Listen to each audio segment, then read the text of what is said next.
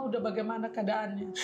Karena saking sayangnya teman-teman, dia mengorbankan dirinya, harusnya saya yang pergi.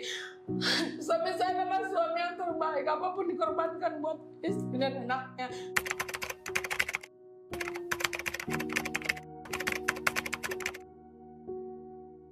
Sosok suamiku adalah suami yang paling baik, suara pun gak pernah kedengaran kencang.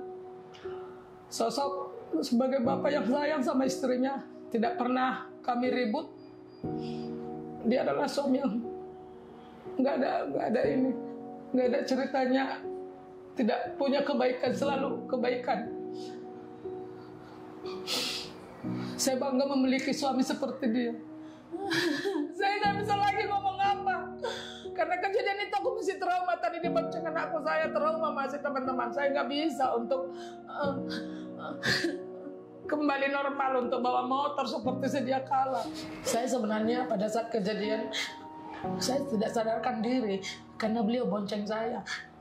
Yang selama ini dia tidak pernah bonceng saya. Pada saat saya dibonceng dalam keadaan dia menaiki aspal, dia jatuh langsung disambar sama bis trans yang besar itu. Kami sudah dibawa kolong. Saya sudah tidak sadar. Cuma yang saya lihat suamiku ada baret darah di kepala. Dan saat kami ditolong oleh masyarakat banyak, saat kami diantar ke rumah sakit Amanda, setengah jam sesudah kejadian tabrakan, dia bertanya sama saya, "Mama udah bagaimana keadaannya?" Karena saking sayangnya teman-teman, dia mengorbankan dirinya, harusnya saya yang pergi. Sampai saya adalah suami yang terbaik, apapun dikorbankan buat istri dan anaknya. Waktu di rumah sakit dilakukan tindakan RJB, bagian perutnya sudah parah teman-teman, dan jantungnya sudah gepeng. Tindakan apapun yang dilakukan oleh dokter, tidak mungkin lagi bisa dia bertahan hidup. Sebenarnya sudah banyak kekuatan yang dia boleh lakukan sampai perjuangan terakhir. Hanya ingat saya, Mama harus kuat. Mama harus kuat. Saya sudah sediakan yang terbaik buat Mama melalui Ciputra Life. Hanya itu sampai terakhir dia pakai baju Ciputra, Ibu. Baju sangat baik. Dia suami yang terbaik. Ya, saya ketika peristiwa itu dikabarkan oleh tetangga saya sontak kaget gitu. Kedua orang tua saya mengalami kecelakaan. Dan saya tidak tahu pasti itu kecelakaannya karena apa. Jadi saya berangkat ke rumah sakit karena ya nggak tahu lagi lah, kalau di jalan tuh pikiran tuh kalang kabut gitu kalau mendengar orang tua itu kecelakaan gitu. Tak apa yang saya pikirkan gitu, rasanya ngeplong aja gitu, kayak kosong di jalan, bengong. Pas saya tanyakan ke dokter, "Dok, ini orang tua saya termasuk bapak saya ini, kenapa sampai berbaring di tempat tidur?" Dan dokternya katakan, "Mohon maaf Mas," katanya, bapaknya Mas kena ini di bagian paru-parunya pendarahan. Ya mohon maaf aja gitu katanya, kalau emang ya ini juga udah jago banget untuk bertahan gitu. Dan terakhir kali Bapak titip pesan sama saya untuk jaga Mama dan jangan sampai menyakiti hatinya, dan terus buat bahagia orang tua. Pesan beliau begitu. Dan luar biasa, belum kami ceritakan informasi apapun kepada Ciputra.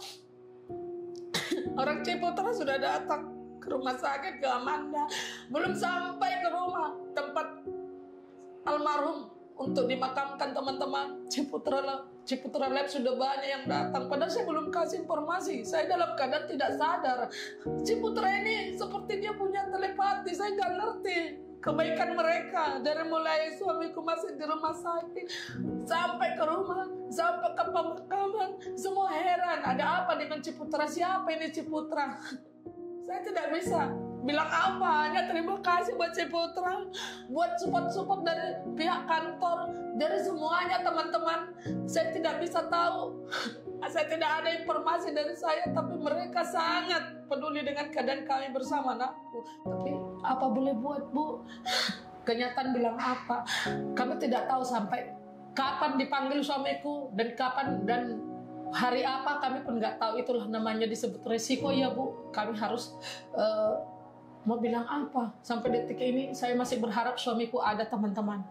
Kalau bisa saya bilang ya, itu sudah dibuat persiapan oleh suamiku sebelum dia pergi. Saya bangga mempunyai suami seperti dia dan tepat pada saat perusahaan yang tepat. Banyak di luar sana asuransi, tapi ini beda, teman-teman. Jadi saya melihat support dari Ciputra membuat kami bisa melakukan adat istiadat Batak, pemakaman, serta dari pihak gereja yang sangat banyak biayanya. Kami tidak ada uang saat itu, teman-teman, tapi berkat dari support Ciputra Life ini kami bisa mengadakan itu semua dan tuntas tanpa kami ada hambatan apapun. Terima kasih buat Ciputra, terima kasih banyak.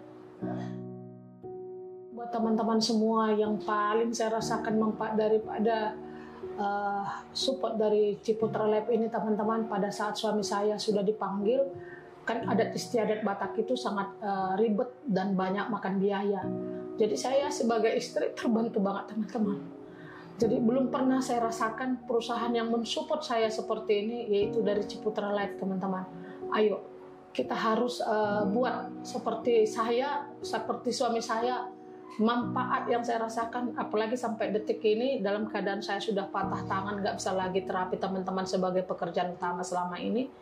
Saya dapatkan asuransi dari Ciputra Life, itu membuat saya bisa buka usaha toko ya. Itulah manfaatnya, sangat banyak saya rasakan manfaat daripada asuransi Ciputra Life ini.